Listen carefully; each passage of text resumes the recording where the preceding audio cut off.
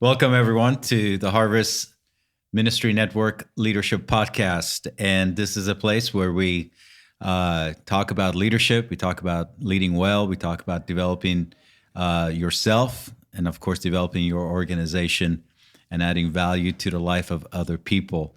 And especially for all of you out there, which the majority probably church leaders, I think that's the greatest calling really we have, because when we lead well in the church environment, we are not just leading people well in their task, but we're leading them in leading others in life change and core values and mission. And such an honor and privilege to be in that role. So thank you for everyone for joining us today. We have a really special podcast for you. We have Mac Lake with us, and Mac just finished actually for the last few hours working with our team, and he's been working with us this year in developing a leadership pipeline within our church and campuses. And so I'm really excited to have him with us here today. Welcome, Mac. Thanks, Ron. So good to be with you. I love your team. I look forward to coming back here every time and spending time with you and your team. They're a joy to work with. Well, thank you. It's such an honor to have you. Now, right off the bat, I want to mention really how I came across you and met you. Of course, everybody knew your son. We're singing his songs, Brandon Lake. Yeah. But I am now known as Brandon Lake's dad. No longer known as Mac Lake. Well, we could just say Brandon Lake's mentor. There you go. That sounds better. But really, I heard of you this last year when I was at a large leadership conference in Singapore. Yeah. With a certain church movement, and they were just raving about this book called The Leadership Effect. And the multiplication effect, and developing a leadership pipeline within your church and organization. And as they started sharing principles from that they're incorporating in their movement, I thought, man, this thing is amazing. So right there in Singapore, I downloaded the book and the audio and started going through it and listening to it. And right off the bat, I think 30 minutes into listening to the book, I thought, when I get back to America, and we're gonna go through this with our executive team. So we started going through with our executive team, and then of course we went through with our directors, we went through with our campus pastors. We just trickled the whole thing down, because one of the things that really began to stir in our hearts, obviously, first of all, I think every church out there realizes that they need to be intentional, have a better system of raising up leaders. Yeah. Without leaders and volunteers in our churches, nothing happens. But the other part of that is, I think the church in America, we put so much effort into developing leaders, but I don't think we're getting the results for the amount of effort that we're putting in. Just something doesn't seem right. Yeah. Can you speak to that a little bit, what you've seen and why you think that is? Yeah, I see it everywhere I go. I think a couple of reasons. Number one is I don't think churches really have a leadership development strategy. You ask any pastor, hey, what's the leadership development strategy of your church? You're going to get two answers. They're going to say, we don't have one, or they're going to say, well, ours is organic, which means they don't have one. Exactly. And so that's one reason we struggle to develop leaders. The second reason we struggle to develop leaders is we want leadership development, in America at least, we want leadership development to be fast, easy, and linear. And it's not. It's slow, it's messy, it's customized to the learner. And so what we've got to do is we got to say, hey, let's get back to the principles of how Jesus developed and discipled people. I really believe leadership development is an extension of discipleship. Yeah. We need to disciple people to live like Jesus. And then once they're living like Jesus, let's continue to disciple them. Let's don't abandon the process. Let's continue to disciple them to lead like Jesus. But a lot of times what we do is we disciple somebody, we get them in a group, or we get them in a mentoring relationship. We're discipling them, and they're growing spiritually, and we're patient with that process, and we're nurturing the growth in them, and we see that transformation. Then we go, oh, great, they're living like Jesus. So, hey, let's throw you in the swimming pool of leadership. Yeah. And there's no training. The mentoring stops, the discipleship stops, the apprenticeship stops, all that stops. And we just go, okay, well, you're living like Jesus. You must be able to lead. And we throw them in that leadership position, and they fail. They'll struggle for a while, and then they drop out. And we go, oh, I knew they weren't committed. And it wasn't the lack of commitment that was a problem. It was their lack of confidence because they felt like they were failing in that leadership role. Yeah, I think one of the most important, because there's so many great truths from that book, but one of the things right away that really began to challenge our thinking is, I think, again, especially as American leaders, is that there's a difference between leadership. There's not a difference between leadership and discipleship. Yeah. Because we tend to think there is. Again, I came to the Lord in the 80s, and during the 80s and 90s, there was a certain, again, mindset, especially around the groups I was with, where discipleship was Bible studies. So you just did more and more Bible studies. If you want to disciple people, you did Bible studies with them. Yeah. Leadership, then later, when I started learning leadership meant you give them a John Maxwell book. Right. Yeah. Or you do something like that. Yeah. But leadership and discipleship is actually the same thing. Yeah, it is. And so what happened is years ago, I realized I didn't really understand leadership development. And so I started to study it, but I thought, you know what? I want to study and see how Jesus did it. So I started studying through the life of Christ in chronological order. And what I discovered blew me away is that Jesus spent time with growing his disciples. Okay, he like for his first, what would be his apostles, he met them in the fall of 26 AD. A year later, he invited them to follow him as disciples, not as leaders.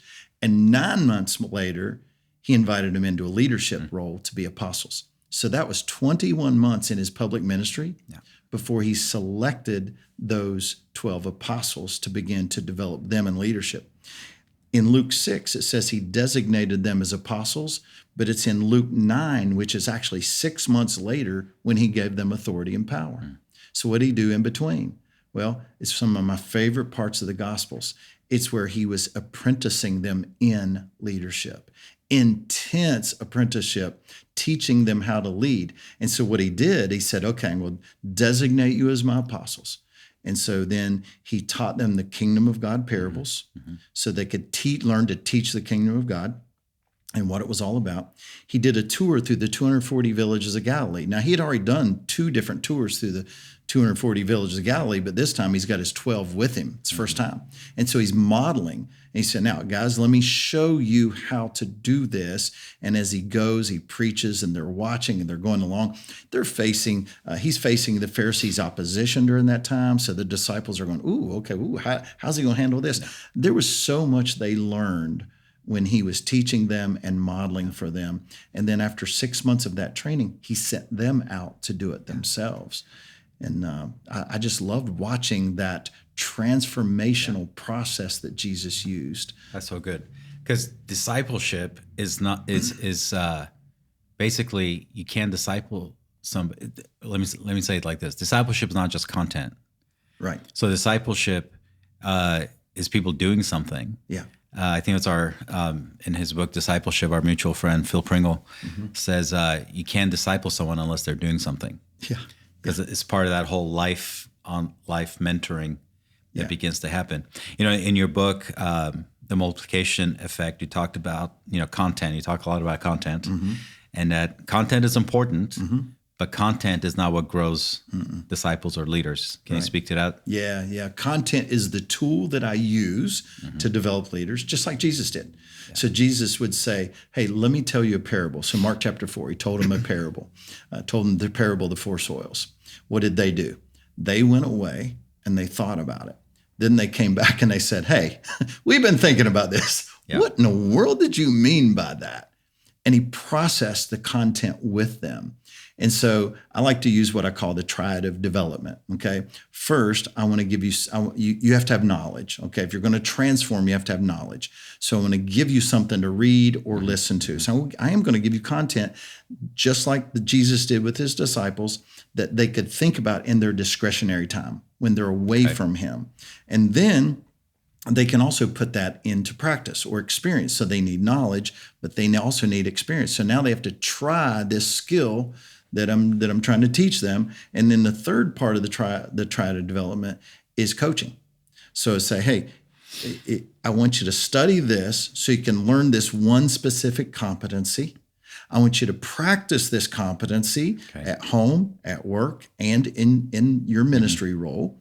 and then we're going to get together and talk about it. And that helps produce the transformation. So you get them thinking about a specific competency, try it out, and then you talk it through with them. And that's when the transformation really begins to take place. It's kind of like when Jesus sent them out 2 by 2 after he empowered them. Then they came back and actually talked about what they saw. They debriefed it. But even before he sent them, he said, hey, now let me download for you what to do. Here's where to go. Here's what to say. Here's who to meet. Here's what to do when this situation happens. So he loaded them up with the content they needed, sent them out to do it, came back, and then they talked it through. Yeah, I think a statement, I'm not sure if this was a statement that was actually in the book or I heard it somewhere, but it said if content was to develop leaders, they would have already been developed. And because I'm a big content guy, me too. I lean towards teaching and I love content. So I used to always just think, man, if I just develop better content and more content, I get better leaders. But that's definitely not been the case. Yeah, here's the thing. Years ago, I Googled, YouTubed, and Amazoned leadership. And there's thousands, millions of results, okay? There are just thousands of books on leadership in America. There are thousands of YouTube videos on leadership, thousands of just so much content. We are a content-rich nation when it comes to leadership. And so if content was the solution, we'd have a bunch of leaders. Yeah. So what it tells me is content is not the solution to our leadership development problem. Process is. Yeah. And the process is, hey, let's focus on one competency at a time. Let you try it, think about it by reading this content. Now, try it, practice it, and then let's get together and talk about it. A lot of times you'll hear people say, okay, the way I do leadership development is I do, you watch, okay, then you do, I help, and then you do and I watch, and then you do. And that's good in theory. I've just never seen anybody really practice it that way. And I don't disagree with it at all, but the way I see people using it is, okay, well, when I do and you watch, what are you watching? Okay, if I say, hey, Ron, I want to teach you to preach, okay? So I'm going to preach this week and you watch, okay? Next week, you're going to preach and I'm going to help. Well, you're going to freak out. It's like, Mac, there's so much around preaching. So I'm not going to do that to you. I'm going to say, hey, Ron, I'm going to teach you to do an introduction to a sermon. Okay. So I'm going to do it and you watch, and then we'll get together and we'll talk about it. I'm not going to put you up preach an introduction next week. I might have you write one and we talk about it. And then you're going to watch me and we're going to debrief it. And then a few weeks from now, I might go on stage and say, hey, everybody, this is Ron. And man, Ron's going to kick off this sermon and you're just going to do the introduction. Then you're going to walk off and I'm going to take it from you and do the rest. You know? But what I'm going to do is I want to camp out on one competency and let you learn that first. And then we'll move on to another competency. Okay. So it sounds like leadership development is the slow cooker here. It really is. So it's the slow process, which creates the tension now for most pastors, because I think most pastors and leaders, the pain point is I don't have enough volunteers, or trying to fill slots and trying to fill holes in our church. One of the things which I think you talk about in your book that I always mention to our leaders is we're not here to fill holes, because the moment you fill the holes, you stop looking and developing people. And so we're here to develop leaders, and it's the slow process of that, right? It is. It is. It's what I beg pastors all the time. You have to think slower, not faster, and you have to think smaller, not bigger. So most churches, when it comes to leadership development, you ask them, okay, what are you doing to develop leaders? Well, I find a potential leader. I let them shadow an existing leader for 2 weeks, and then we give them their own group. That's pretty fast, okay? It'd be like me saying, hey, Ron, you've never played baseball before. Go stand in that batting cage over there, and I'm going to throw you 2 pitches, and then I'm going to put you in the game. You're going to strike out. And so I want to think slower. It takes a season for a leader to season. So it's discipleship. I've discipled leaders, and where some are ready within 12 weeks, others it takes 12 months. And so we have to remember leadership development is discipleship. You can't put a timeline on it. And so I want to think slower, not faster. And then I want to think smaller, not bigger. I speak in front of crowds all the time, and I enjoy that. That's fun. But what I always tell them is, I'm not doing leadership development with you. I'm inspiring you. Okay. I might be agitating you. Yeah. But what I look forward to is what I did yesterday. I sit around the Starbucks with my 3 guys, and we spent 2 hours together. Yeah. We're only supposed to spend an hour together. Yeah. We were together 2 hours yesterday because none of us wanted to leave, and we're just diving in and learning around one thing. And I love that, because in a small environment, I can tell that they are dialed in, they're listening. Okay. I can't tell that with a crowd. Yeah. They might be writing their grocery list, Yeah. But then also I can see the change that's happening in them and the transformation. And in a small, 3 to 4 people, I see that. Whereas I'm talking to 30, 40 people, I can't see the transformation. Yeah. So that's why I love it. Do you have a time frame when you are mentoring people like these 3 guys? Yeah. Do you say we're going to do it for 1 year? We're going to do it for 9 months? Do you put a before you start a time frame on that? Yeah. And what is it? I put a time frame on it. I'll say, hey, I want to walk you through these 5 or 6 competencies. Mm-hmm. We're going to meet every other week if our schedule works out that way. That's what we aim for. And then at the end, if we feel like you're ready, then we'll launch you out to start, whatever you're developing them towards. What's the end? Is it 1 year? Is it 9 months? Sometimes it's one semester. 1 semester. Yeah. So like 4 months. I've developed a lot of small group leaders. Mm-hmm. Typically what happens is I identify somebody in my group. I go, okay, they have great potential to be a small group leader. And so I watch them for a while. Then once I shoulder tap them and invite them, mm-hmm. Hey, would you consider going through the training to potentially be a leader? I'm not promising you're going to be a leader. And they say yes. Then I start walking them, for example, through leading others. I walk them through 5 or 6 of those competencies. And within 12 weeks, some of those are ready. Okay. 1 semester, many times they're ready. Now, one guy, one time I thought he was going to be ready, and he wasn't. But what I misread was his spiritual maturity level.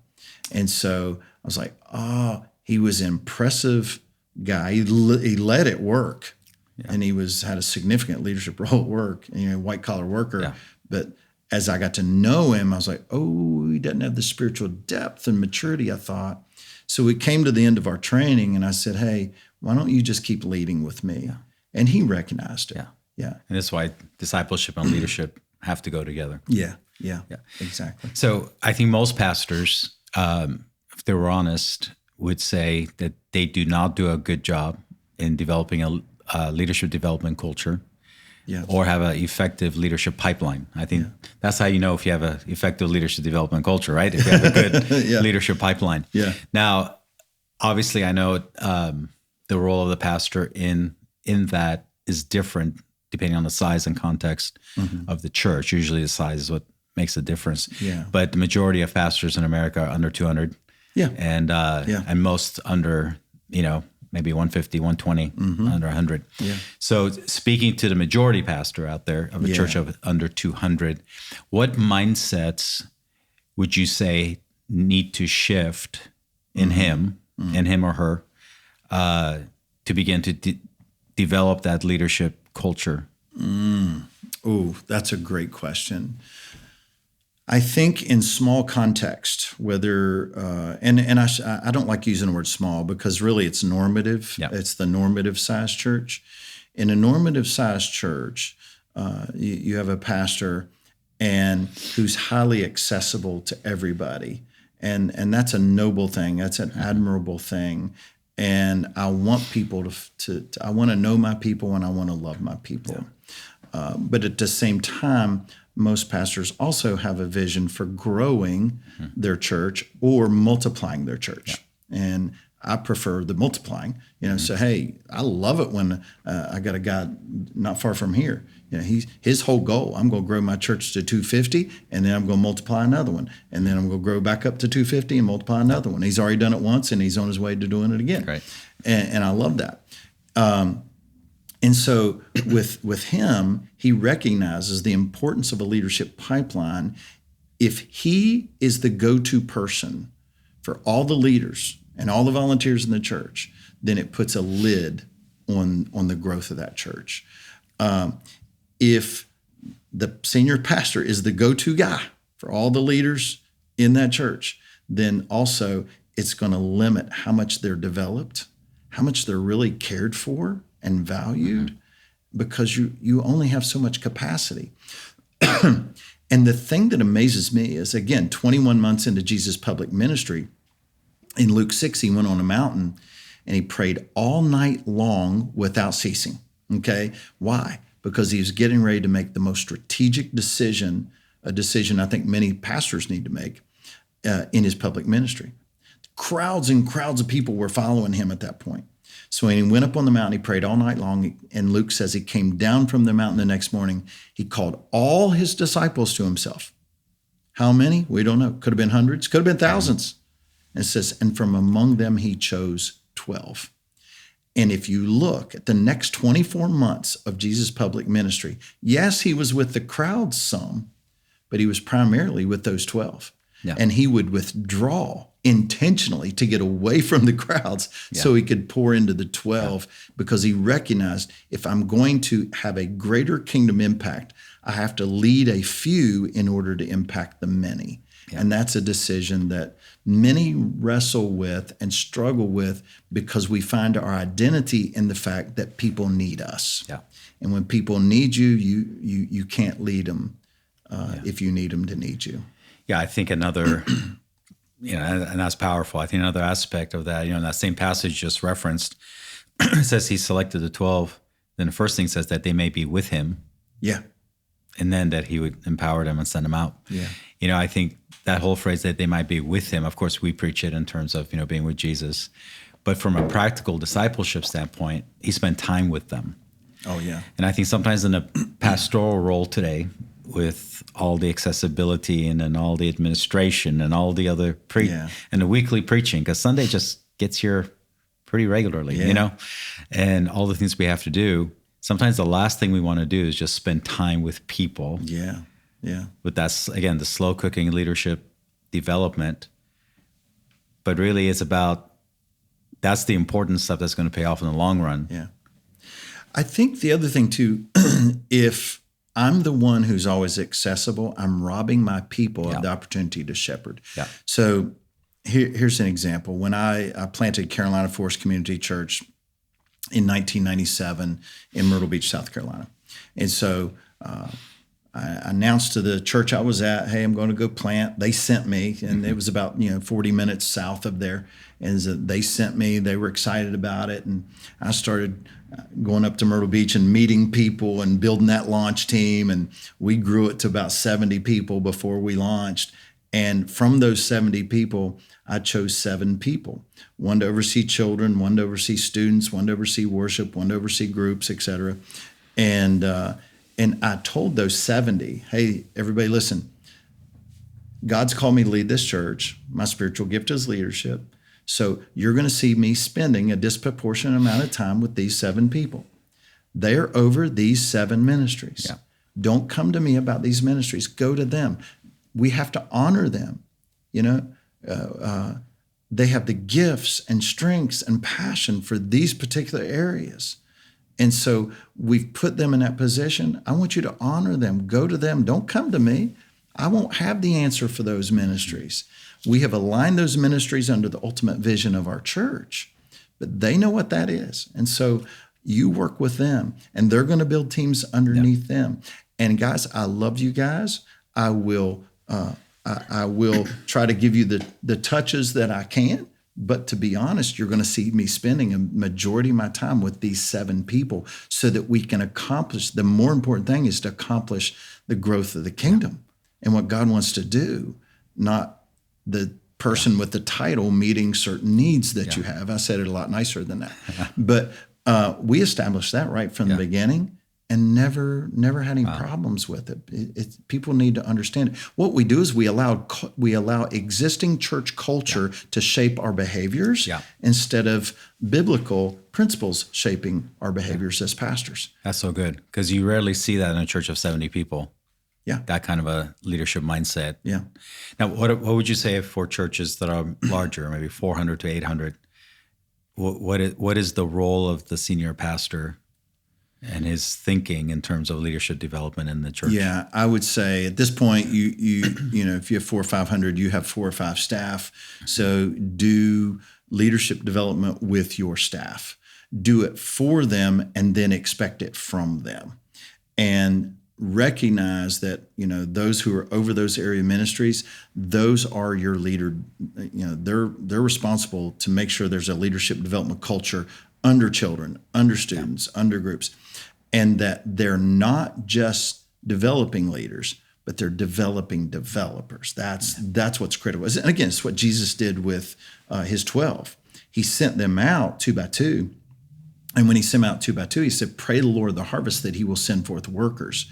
And what he meant by that was Jesus had already done 3 tours through the villages of Galilee. So the gospel had been planted. People had responded. So he's telling his 12, hey, when you go out 2 by 2, find the people who respond to the gospel in that little village and pray that God will ekbalo, that's the Greek word, that he will pull them into leadership is what he's looking for. Because when they went 2 by 2, they were a mission team. They were like a strike team going into that little village and out. Mm-hmm. Jesus is saying, identify leaders so that we can establish leadership in these villages. And so we have to always be challenging our staff.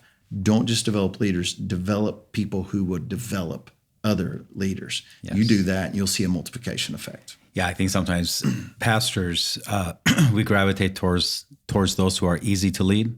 Yeah. But that does not necessarily mean they're able to lead other people. Yeah. They're just followers. Yeah.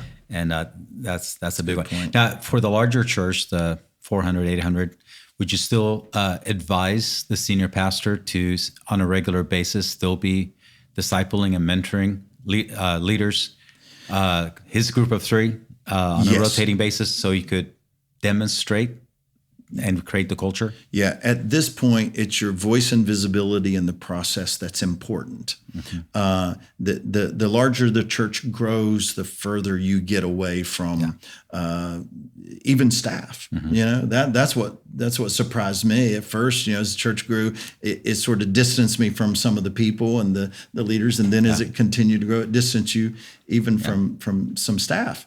And so in that process, I have to make sure I'm a model of leadership development. Yeah. And so they need to hear me talking about it. They need to see me doing it. It may not be doing development with them, but like I had one pastor, he was like, Mac, I feel guilty. It was a really big church, 15,000 or something like that. He said, Mac, we got this leadership development strategy. You know, we're apprenticing new leaders. We're doing huddles with existing leaders. We do the annual conference with all of our leaders. That's our leadership development strategy. But I don't feel like I'm doing any of this. Yeah. And I know you said I'm supposed to model it. And I said, oh my gosh, you are modeling it.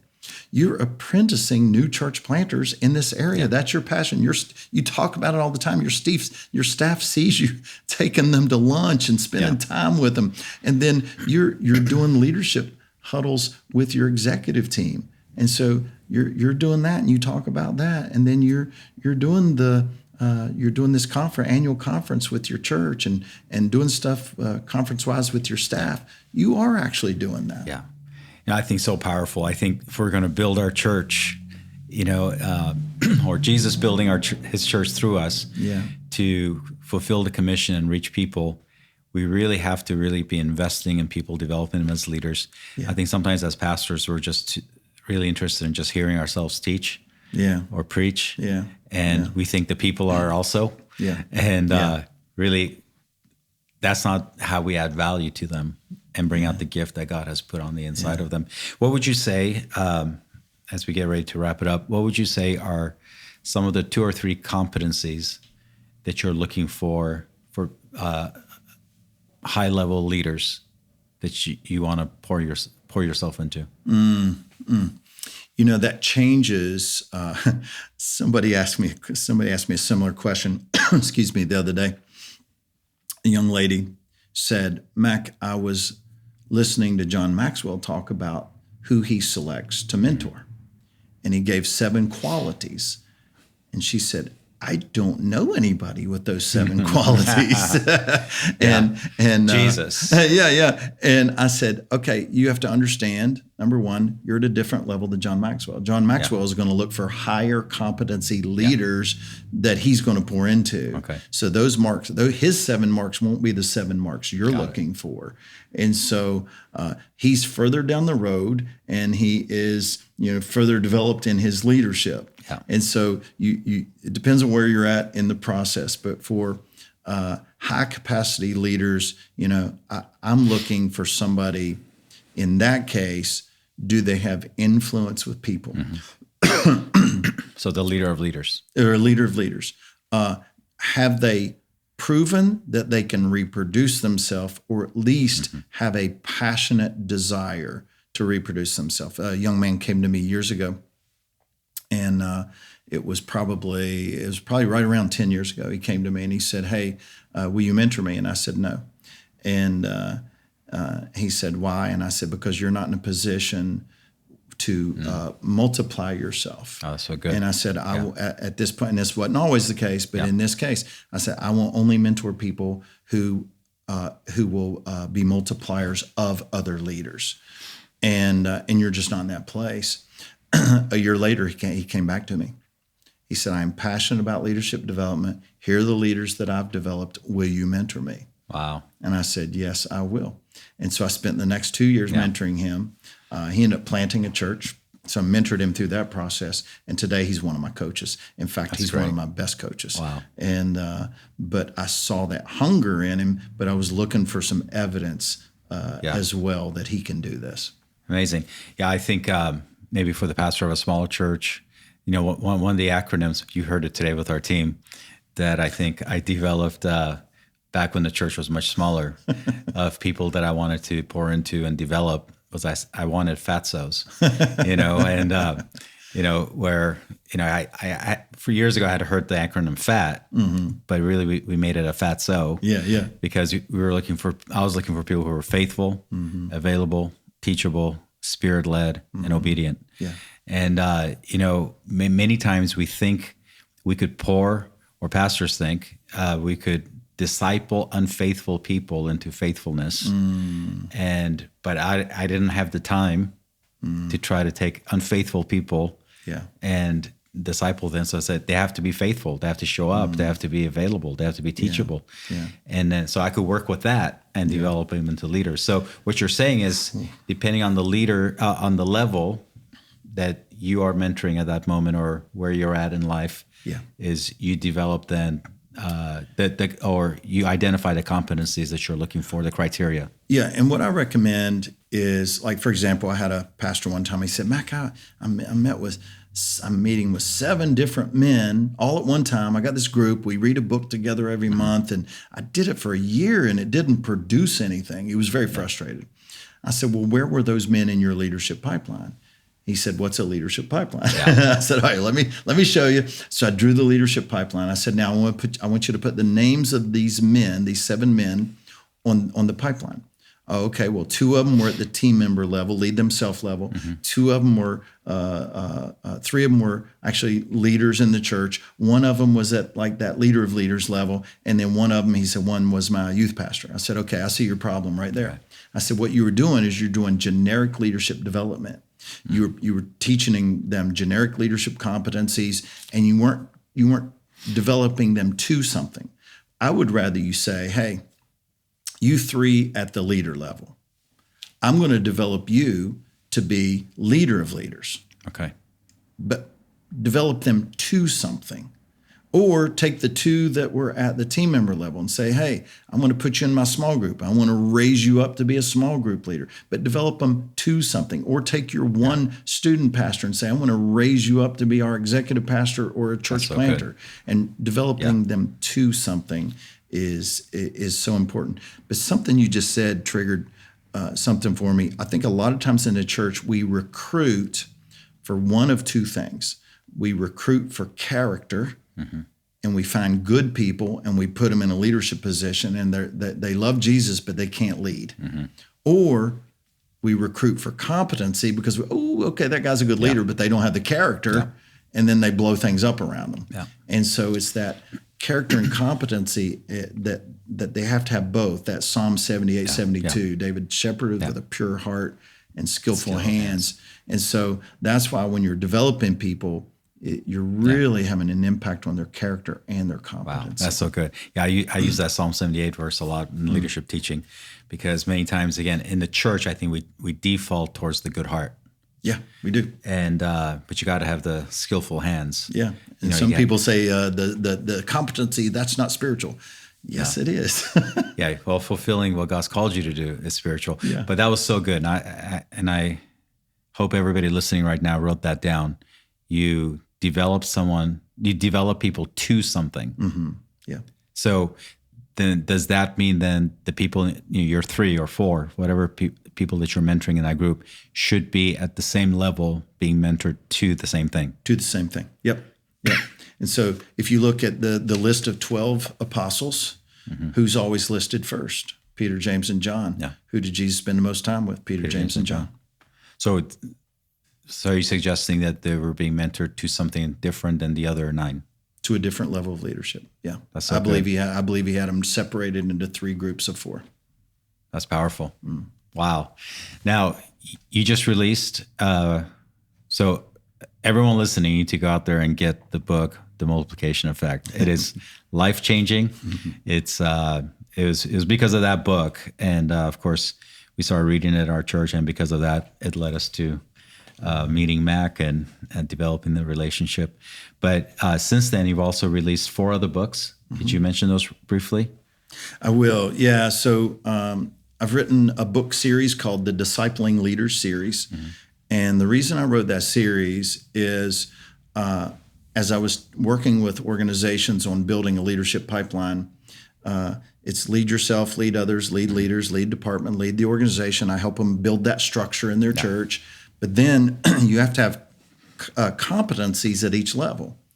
Well, if you're going to have the competencies that you want to teach your leaders, you need content to teach them those competencies. So I wrote a 5-book series called the Discipling Leaders Series, and so that churches can say, "Hey, now it's literally 32 leadership competencies, all 5 books put together, and 32 character traits."